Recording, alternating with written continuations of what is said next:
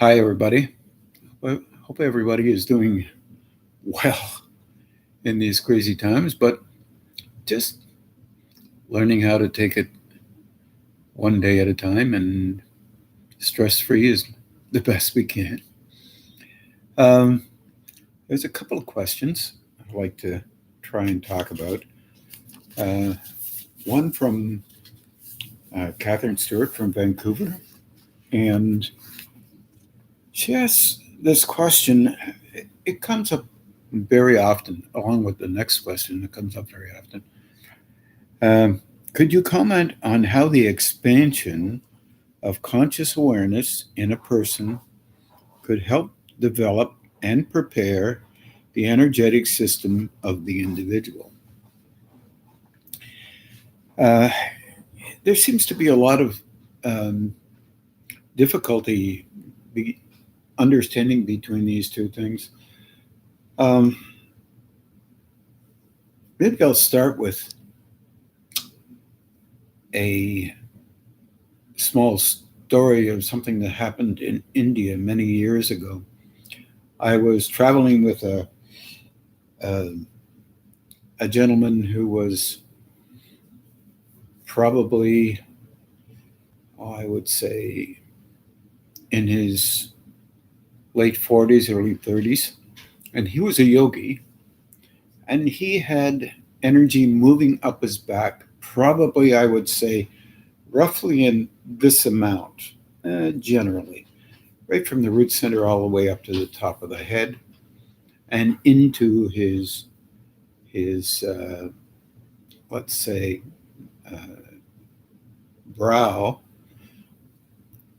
And he said, I'd like you to meet, or I'll take you to meet my original uh, teacher, which was uh, out in the boonies someplace in India, in northern India, which I thought, oh, that'd be pretty interesting.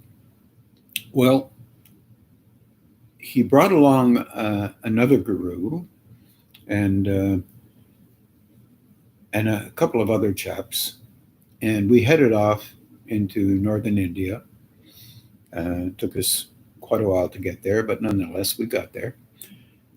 And we walked into a field, and there was a gentleman off, I would say, in another portion of the field, paying no attention to anybody.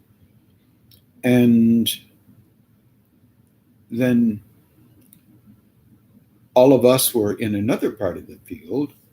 And of course, he was talking about uh, his particular development uh, and how his original teacher helped him, but he was way beyond his original teacher. The dilemma with this story is that the original teacher was the other person in the field, and he never did introduce us at all, except that one of the chaps that I knew said, that's his original teacher over there. Well, it was quite interesting because this individual had his energetic system open. Uh, it was linked up, Kundalini in those, in other words, it's nothing but a link, a blending, a strong rind. It's like a bacon rind, and it's it was quite profound. It was quite well developed, but he had no conscious awareness past the personality. Now, this is a key, very important point. This conscious awareness thing is easy to get mixed up with.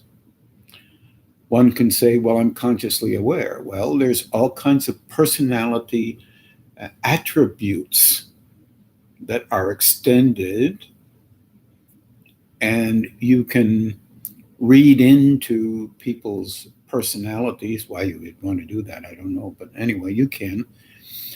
And you can engage with them visually, internally, uh, and you can engage with that person and give a rendering of what they would be. And I'll talk a little bit more about that. But over in the other field, keep with this story, there was a link in this person that literally was smaller, it's true, the bacon rind or the Kundalini link or the energy blending or linking that held the structure as a oneness together was much narrower. But the difference was this individual was consciously aware of the chakras, where another person was as a being, and it was beyond the personality structure that was leaning on itself to be important because it was able to do something with this consciousness, with this awareness. Everybody has conscious awareness. It's the relative level of conscious awareness that seems to puzzle people for some reason. So this individual that was in the field, though their bacon rind or Kundalini structure that holds this form as a oneness in engagement was not as profound as the other person. This person was well aware of higher states. Oh, that's the difference. It's a dilemma because this other individual's personality made no bones about the importance of his ability being much more able than his this person, his help is the person who's helped him.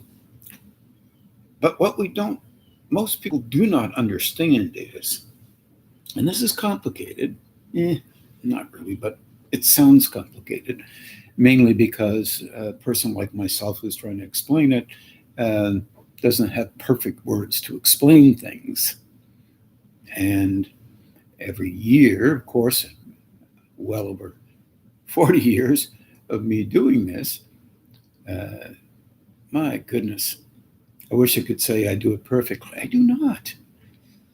Everyone is in a kind of learning process to talk about the experience that lies within and the link up that they can have, whatever that may mean. Anyway, with this other individual, I walked over to him because he was transmitting at a deeper level than the personalization that always transmits, but transmits also to be helpful to others. Everyone transmits energy, and everyone can be helpful to another that way. It's the way we are. We are living transmitters. So are the dogs, so are the cats, so are the trees, so are the mice. So, sorry, but this doesn't negate human beings as being wondrous transmitters because they are aware consciously the best they can be, depending on the virtual level of their engagement with life. And it usually relates primarily to how a person who has structured themselves mentally, emotionally, and physically. And we have relegations for this. You are better if you have this, you are good if you have that, you are not so good if you have that. We make up all kinds of rules and regulations, and some of them might actually be valuable. So here's the number one thing.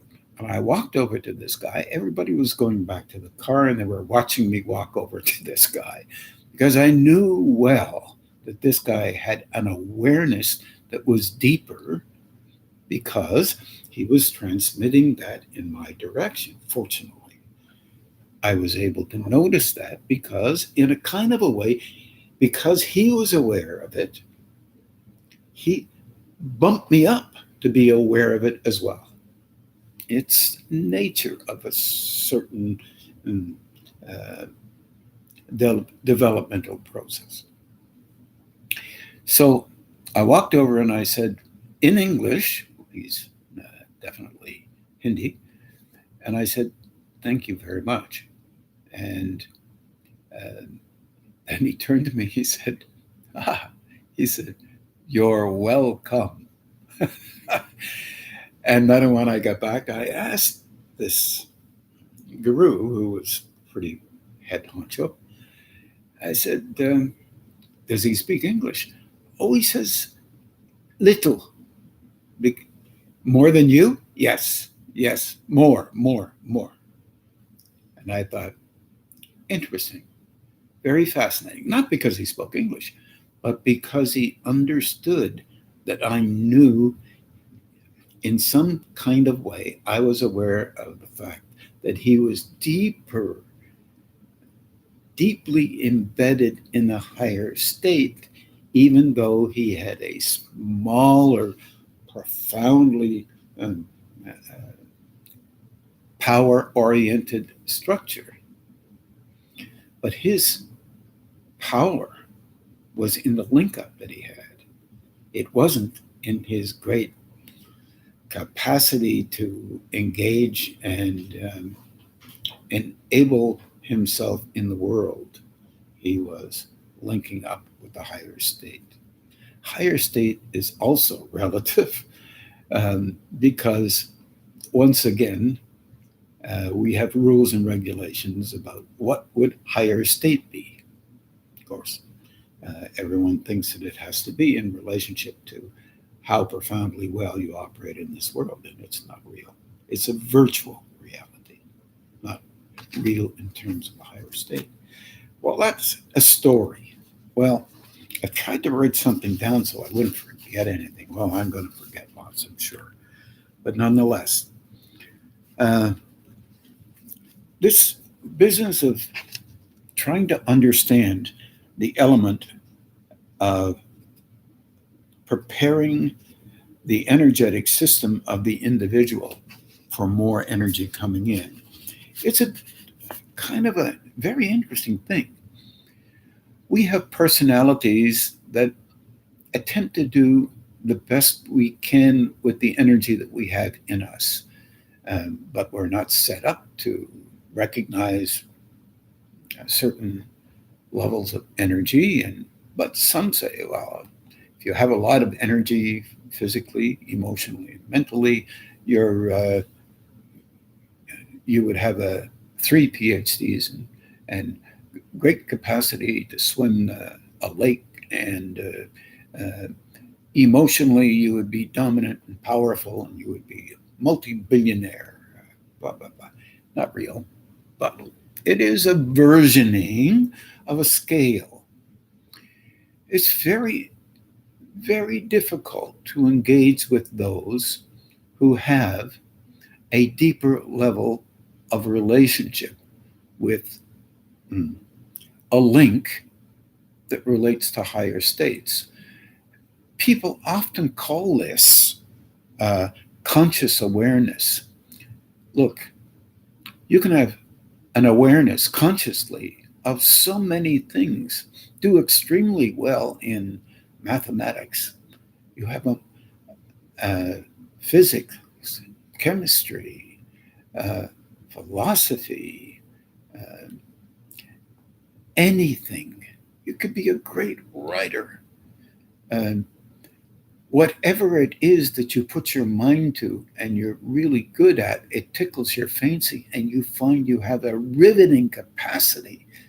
Your will is only interested in these things. This is an aspect of the utilization of energy moving through you, but it does not mean you can perceive a higher state. But living on these levels, we are often pressed to engage with whatever energy we have flowing through us uh, for the purpose of doing whatever we do. And that is a legitimate engagement, whatever it is. It doesn't matter. If you decide that you want to wear old clothes, walk around with a stick in your hand, uh, have 5 dogs, and act as if you're on the edge of our engagement with life, uh, collectively, whatever that may mean, then you have every right to do so. You may use all of your energy to maintain that kind of engagement. You may be ingeniously equipped to construct a form so that others can watch you the way you think it makes you excel in their eyes somehow, some way, for some reason. Well, that's the method you're using to engage with our world, behavior of our world, and the cultural relationship that you may or may not have. You may be well educated, maybe not. You may say, I don't want to have an education. It's not important to me. And if I do that, then I'm going to be hooked into something, blah, blah, blah, blah. Yeah, all of that. You have every right. The engagement with a deeper level runs into something very interesting. It recognizes that the personality is a tool. This is a terrible thing to say out loud. It's on the minds of many. It's terrible to say it out loud because no one likes this idea. You are internally equipped and vulnerable to a development that links you with the higher state. Your personality performing relationship holds you in a position to be what you've constructed yourself to be for the purpose of being valued in the external world. And that is legitimate. However, if you become engaged with the internal world, you begin to realize that you are a continual, on these levels, a continual student related to the perception of a movement that is always there to broaden your capacity to be that which you are internally unknown to you being trained to be. You may never find out what that is. You may at the same time believe you know what it is.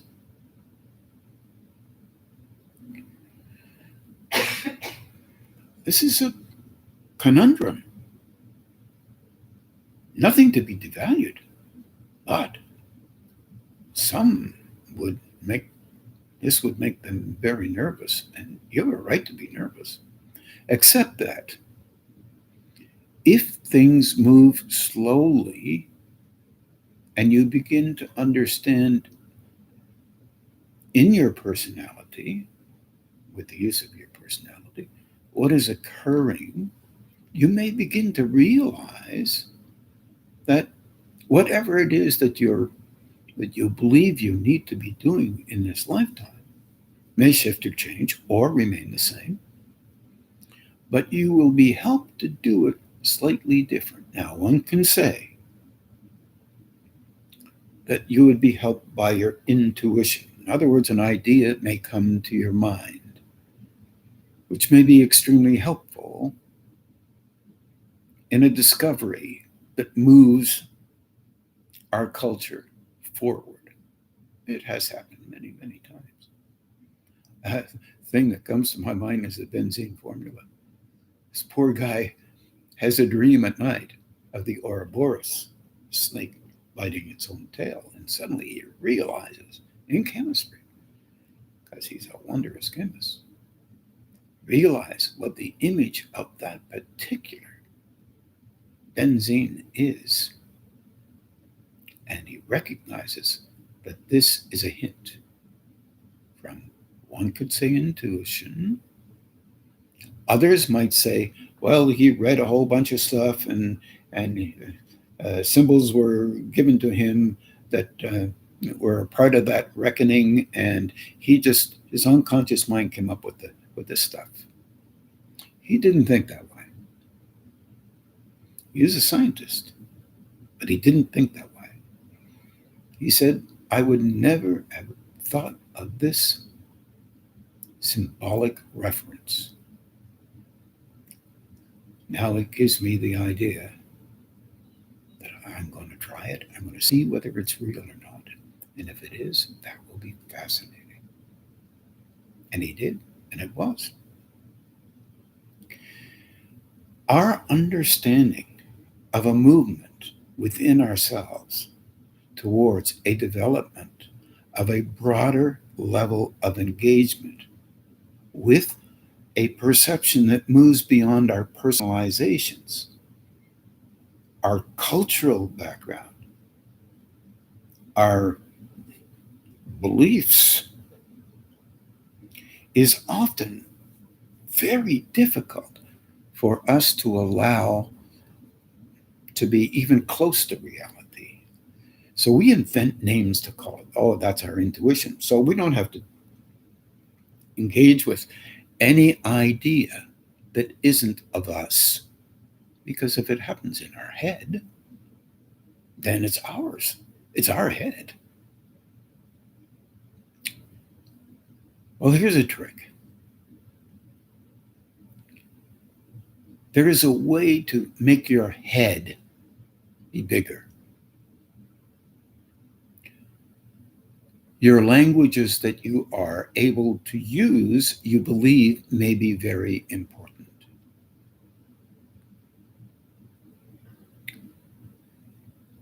And these languages are languages of the you that you've already constructed. If you're involved with English, French literature, Russian literature, speak 3 or 4 languages. Well, languages aren't, it's symbolic languages I'm talking about. The words that can be used, physics, math, chemistry, whatever. Doesn't matter what it is. If you broaden out for the purpose of having more at your disposal for another state to use so that you can be helped into understanding beyond what you've already constructed firmly within yourself. Now, we all do this. Some people are very interested in various kinds of spiritual material. I find that very, very interesting. And then others are interested in something else. And then others become interested in something else. Philosophy, for example.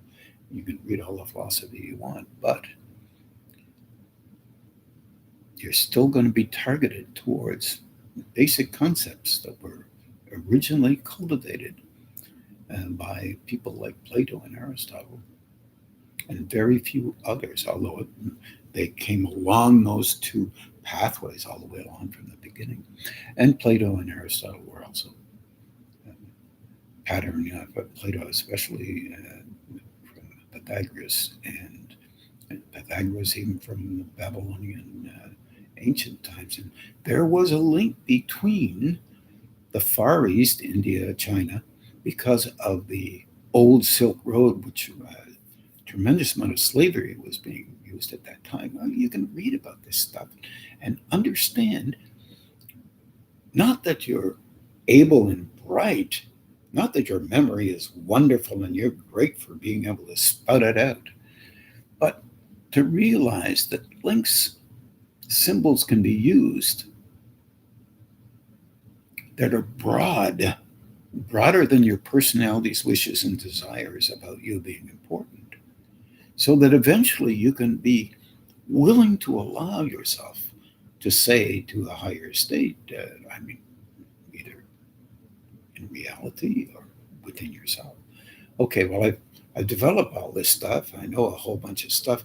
Now, can you help me back away enough from my own personalizations, my own importance, so I can begin to learn beyond and make a link beyond these planes? All we're doing is trying to cultivate ourselves so that we can let go of our value based on structures that tell us we're valuable. We are valuable. Everybody's valuable. There isn't any doubt about that. Life is precious. There isn't a single life that isn't precious. Exceedingly so. But precious in relationship, yes, to being on whatever level they are, yeah, fine. But also the potential of being at a point where a thrust and an interaction, a thrust from within and a thrust from without, can meet in the meeting place of a personalization, a personality that is willing to allow themselves to be not only that little thing that they believe they are, but a much broader one, while the little thing is growing more and more to try and understand the meeting place and how it tends to work. There's an interesting thing from my small experience that there is a trust that develops between one plane and another. First of all, we trust our physical bodies and try and figure stuff out. Then we try to trust our emotional dispositions. And the two combine, and very structurally, it can be powerful, and we can do all kinds of stuff with our intensity and our will, and continue to learn forever or not. And then when the intellect starts to construct itself even broader, past the emotional mind, then suddenly we begin to realize that we can be engrossed in things, learn about stuff, but we're still held to the small way we interpret stuff. Our interpretation is wondrously held to the form that constructs relative to our education, our personalized development in families, wishes, wants, desires, all this kind of thing. And it tends to hold in that position unless you move past it when you don't want to. This is not so simple. But along with all of this is the crust, not the bacon rind I'm talking about, in terms of a link up between all of those chakras, for example, where more energy can pour in, but you still use it for the purpose of your personality, or you use it and say, oh, it's pouring in. Let me see how it's pouring in. And then you start being aware of others who constantly engage with you energetically, whether they say or they do or not, they have no idea. And beginning to be okay because you're learning something. You've learned, or you're learning how to learn. You're not learning how to memorize, you're learning how to learn, how to be consciously aware deep down, not only consciously aware of the book or the dog or the cat or another person, and still rendering them as they appear to be from your perspective. We all have to do this. We don't have any choice. It's how we try to understand others, engage with them, and make sense of our world within us and outside of us. This rendering, there's this trust that begins as you start to gently work with you, softening down that flow because you're consciously aware that there's more intensity flowing through you. And you begin to realize that that is the thing that you're attempting to be consciously aware of. There's no prize for that. There's a growing involved with that. There's no blue stars, red stars, orange stars, yellow stars, green stars. But there is an engagement with those planes, and then you're trying to understand your involvement with those planes. And not only yours, but the involvement that other people have with those planes, even if they're unable to be aware of them consciously, it is still flowing in them for the purpose of helping them to engage as a personality. This is, you can see the difficulty in explaining this kind of thing. So I apologize if that didn't come out perfectly well, but nonetheless, came out to the best I can. So the eventual key is the use of the personal by a higher state, with the personal consciously aware of it and the personal still functioning as an individual, but in a deeper level and a very conscious level. So you're not only conscious of your personalizations, that's a very early step. You're conscious of the influx, the inflow of flow that is there all the time, whether you're conscious of it or not. And then you watch it growing. And slowly you attempt to be as softly engaged with it as possible. This may be rudimentary in terms of very high interactions with higher states, but we don't know that. But I suspect that. So that perceiving that flow coming from another without judging it, without assessing it, without placing them in a down position or an up position, or an up position. We're trained to put people in down positions and we react in relationship to others in an up position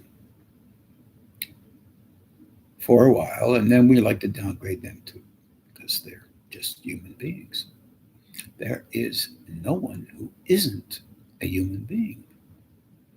And we have, in accordance with that, relationships with life that are human. And we have rules and regulations about all of this kind of stuff. Some of them actually help. I mentioned that before. Some not so much. But it's a learning structure. And because we're so afraid in ourselves not being valued somehow, I suppose, the reflex to self-protect in a very aggressive manner can be strong. Subtle manner, still aggressive inside, doesn't show on the outside.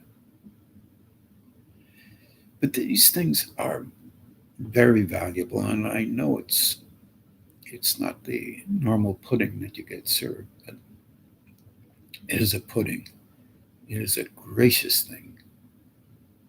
And if you are beginning to link up just a bit, learning how to pull back and watching you growing is significant in the helping of you to handle more energy coming in, because you're trusted to learn how to handle and begin to handle it physically, emotionally, and mentally, and with dialogue internally through the mouth area. Our emotional disposition is tightly tied to the tongue. It's well known in Eastern orientations. And it's well listened to in Western orientations. But if you learn how to soften down the inside, then you will learn so much, not only about yourself, but how it is here on these planes. And you'll be treated to slow interactive links with higher states that do not have that assessment judgment orientation of individuals who are attempting to grow. But you are called upon to be of service to these. Now, here's the dilemma. Here's the conscious awareness again. Watching this flow operating through you shift and move through different centers,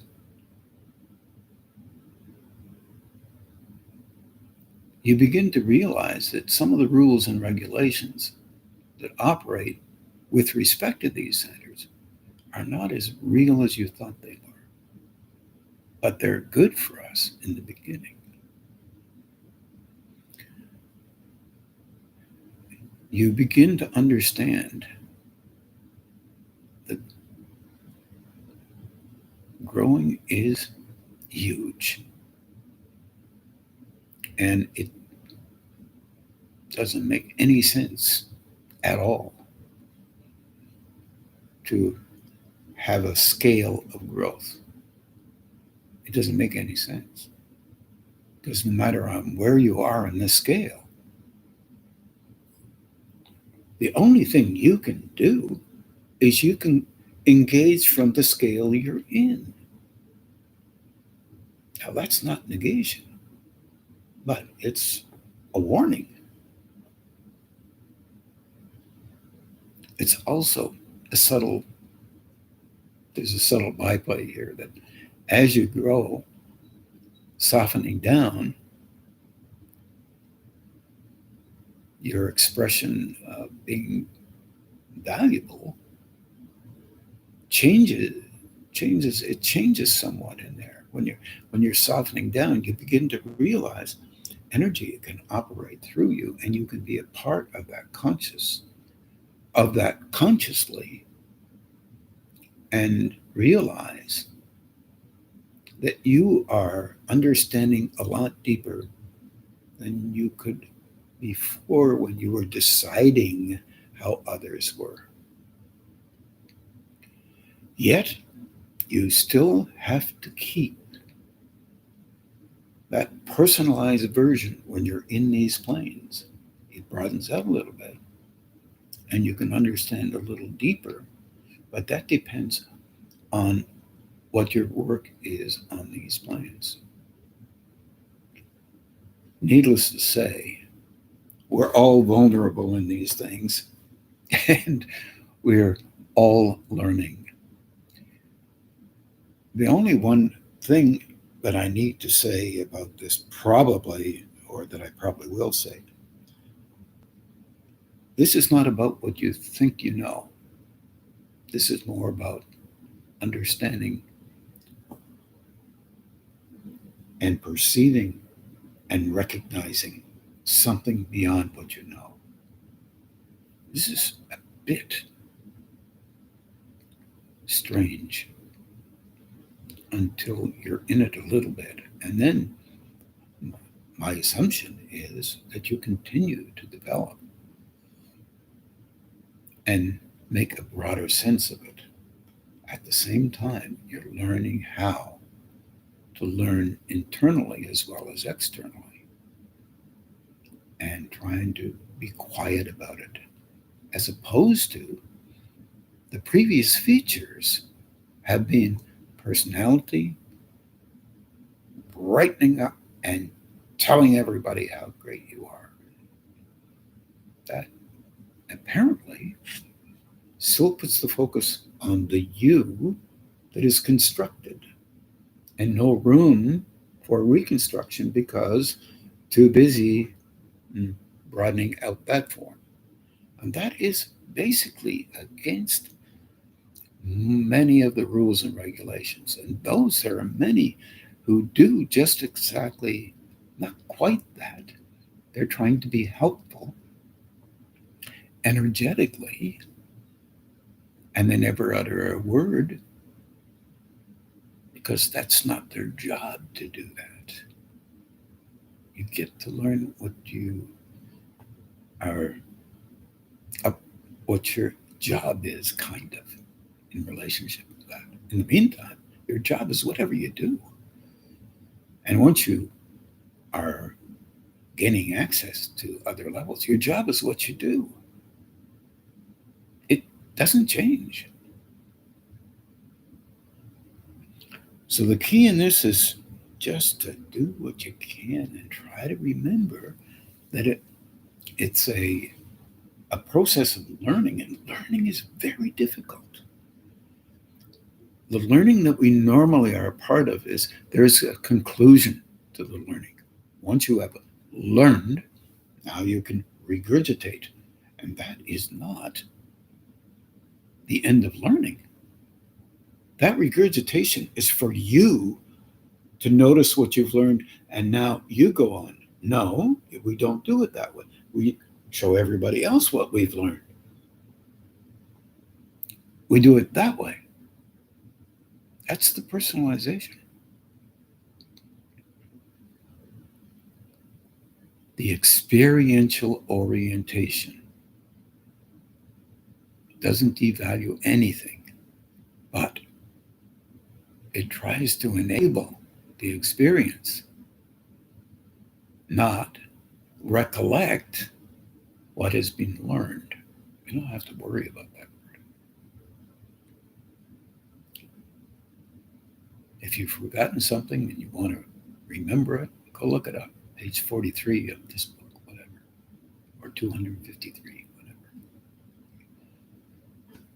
When you're dealing with another state, you cannot miss it. You cannot forget it. It's not in the memory bank necessarily as much as what was needed before. It's a different structure. The expression is there. You see it.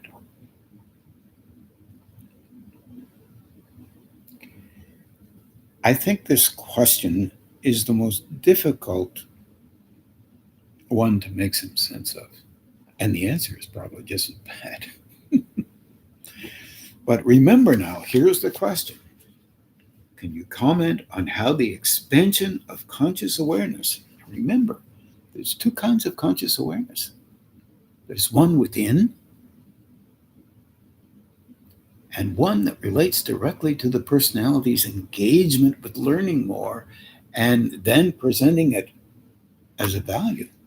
It is a value, but learning within, you are the one that's being taught. And that value doesn't negate anybody else. The other one, in the personality, tends to be this is right and that's wrong. The other thing, good, right, wrong, whatever. This is natural and normal for us to do on these planes. There's really no negation. But if you can be consciously aware of that's what you're doing, that might help you to step back a bit, listen a little bit more. This is hard to do, by the way. And consider, maybe reconsider, and see how it affects. It might be helpful.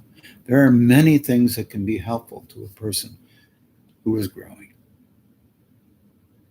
You can broaden your relationship mentally, emotionally, and physically. Your relationship with your body.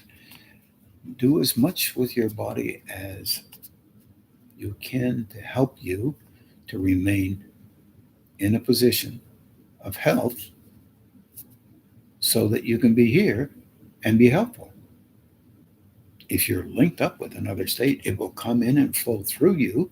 And if you have a good or reasonably healthy body, it can flow through you in a gentle or different way than what you're used to, and you can learn that that is possible. And it will help others to have that flow operate in them, and it may affect them slightly to help them to be more consciously aware of what is inside them, not only what's on the outside. You know what we're like. We read something, we go to a movie, we have to make a comment. I do my comments inside when I'm reading. That's one way to do it.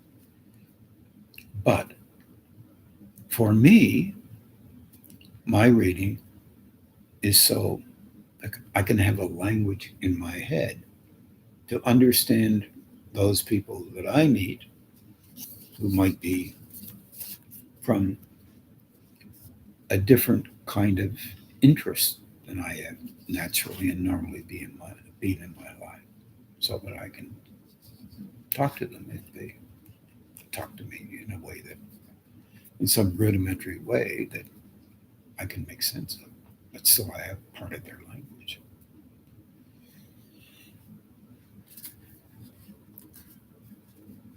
So I'll say it again. Could you comment on how the expansion of conscious awareness, remember, 2 levels of conscious awareness, and there's more, in a person could help develop and prepare the energetic system of the individual? So I think I've covered some of this. I'll just, pardon me, and I'll just look to see if I've missed something.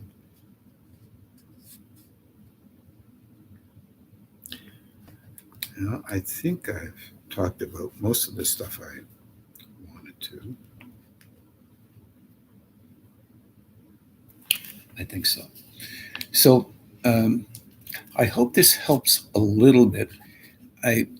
Catherine often asks questions that many people have on their mind, and trying to make sense of things that are not easy to make sense of. So I appreciate the question, Catherine. We have another 10 minutes, so there is another question, and it was from Natalie Taylor. And she says, I'm noticing that there's judgment that comes up even about having to work with the intensity quite often, as if there's something wrong with you for having intensity register quite strongly in the body and emotions. There's an interesting thing about that. You can look at this from a positive or a negative point of view. And there's a twist in there, always a twist in our assessments and our judgments. We're trained, we are virtually trained from the time we come out of the womb, and maybe in the womb too, God only knows, that we are trained to protect and learn how others protect their fundamental system, the physical, emotional, mental, and how they make up the structure of personality. We're trained to protect this, and if you were a teacher, you could watch your students and teach whatever you have to teach, if it's English, as in your case, or other whatever other subjects it might be, and watch your students and how some will kind of push back based on what they already know. Some will be enthusiastic, take it in. Others will say, I read that, and I read that last week in this article. But also, there's another way to look at this, and this was in another article by such and such. And uh, these two people don't agree. Well, that's the nature of a rationale in our world, that agreement, the most natural thing, is to protect against too much agreement, meaning our individuality is at stake. It's very strange. It's never been at stake. Fundamentally, people are starting, well, naturally, sometimes to think that uh, let's have a committee, let's have a team, and we'll work towards moving towards bringing stuff together so that we are coming up with ideas that we couldn't uh, come up with otherwise. Creative dynamics. This started way back in the 50s and 60s, but it's starting to get much broader if you've read any of the uh, creative uh, uh, books on how to fundamentally engage with others so that you can bring up ideas that might work in the workplace that are different, totally different than the ones you have. They ran into a problem. The ones they had were working, but they decided to have a committee, a coming together. They brought up ideas, and they fundamentally, some of them were actually wondrously good, but they didn't work in the workplace. Others worked in the workplace. There was a diversity of responses that occurred in a few numbered groups. It might have been 20 or 50 or whatever, especially in some businesses. They tried these things. And some of them were really good, and some of them weren't, but they were agreed with. So once you agree with something, then you try them out, you put them into play. Well, in our world, we've done the same thing. We are a conglomerate of ideas, and we pick and choose based on the committee that's already internalized within ourselves. There's nothing wrong with that committee. It's not meant to be perfect. It's meant to look at things and see what might fit today, because 5 years from now or 2 days from now, it may not work. So it's what we do. We do this inside ourselves without our even knowing. But we're influenced by our parental background, of course, but also our peers. Any books we've ever read on whatever subject you can ever come up with, even if they were just straight romances, nothing wrong with romances, I guess, I don't know. All that you have inputted in you are part of the committee. All of the dialogue that you have about what's important, what's right, what's wrong, what's good, what's bad, what is of value, what is not of value. What others say about these subjects, and whatever you will ever read, whatever that is, will in theory help you to soften down your assessments or make sense of them and come up with ideas broader than the ones that you currently have. This may or may not work, as you know.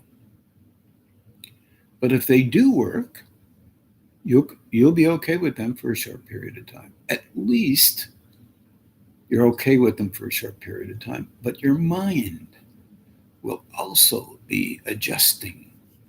You'll be reconsidering without your knowledge, sometimes with your knowledge, sometimes. You may have a rationale. You may have a belief that is just really strong. One belief might be, if I do not act the way I act, or I do not think that others should do what I should do, oh boy, that's a really tough one, um, then I can't survive. Not in the right way, not in the good way, not in whatever way. This is the complexity of a human being. This is no negation. This is a complex human being. And everybody runs into these things. They have strong responses to them. Sometimes anger, sometimes crying, sometimes loving. Oh, that idea is, wow, I can't believe it. It is, why didn't I think of that before? Why didn't that come up? Why didn't somebody tell me? All of this is the complexity of a human being. And you, as a budding conscious being, is trying to make not only sense of how that works, but at the same time, there's a protection going on that the structures that you've used before consistently, habitually, maybe shouldn't be changed, as we all run into this. One structure of how one person thinks is the same kind of thing. They may not be in agreement as with another person, but they're still structures. So learning again and learning how to inch by inch, it's like a glowing inchworm, slowly making sense of the next step without negating. How about just a minute? I've been trained to negate. I don't want to lose that. Well, you've been informed about this as a manner of engaging with life that will bring forward certain ways of being in the world. You are informing yourself of this. No one else is informing you of this. So gently helping you, coaching you, softly, respecting you, little by little, and in a kind manner, you begin to gravitate towards an understanding that's broader than the one that you already have. Nobody can do that for you. Energy can come in your direction that will allow you to do that. But it is the same for everyone. It is difficult to allow oneself to do something slightly different than what you did before because unknowingly we are preservers. And we have that right. We are preserving the need to be valued, but we don't understand doing something different will not devalue you. It may broaden you. You may have to make some adjustments, try and figure out if you're okay to do that and all the rest of it. All the things that we do as a personality. But you're already valued. Nothing can take that away from you. Oh, others can say you're not valued, but yeah. And of course, others are important. But if you begin to see that you are valued by being able to be okay, by not acting exactly the way you were before, then every act of understanding beyond what you understood before will be helpful to you. You can only do that. This is the most wondrous thing in the world. People grow through themselves, giving themselves the leeway to grow automatically constructs a new version of what might be right or wrong or good or bad. This is a continuous cycle. And eventually, we can smile and say, "Oh, I might be in another cycle, and I think I'm okay. I'll get to another cycle, and I think I'm all right." I want to thank everybody who sends these questions in. They are a marvel unto themselves. They always help me to engage and understand broader than I could before. Thank you very much. Take care, everybody. Talk to you soon.